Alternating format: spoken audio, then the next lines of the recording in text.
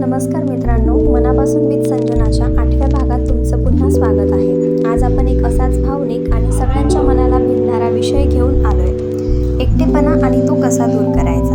Breakup नंतर आपण फक्त नातं गमवत नाही, तर आपला एक खास साथीदार, सवय, संवाद हे सगळं हरवलेलं असतं आणि मग उरतं फक्त एकटेपणाचं शांतपण, खोली असलेलं अस्तित्व।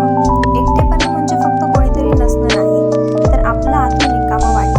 भिंती असतात पण त्या निळसर वाटतात, आवाज असतो पण संवाद हरवलेला असतो। पण एक गोष्ट लक्षात ठेवा, एकटेपणा वाईट नाही, तो एक संधी आहे स्वतःला ओळखण्याची, नव्याने घडवण्याची आणि स्वतःशी संवाद साधण्याची। स्वतःला वेळ द्या, न कंटाळता।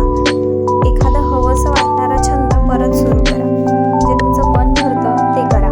वाचन, चित्रकला, डान्स, काही मन मोकळं करा।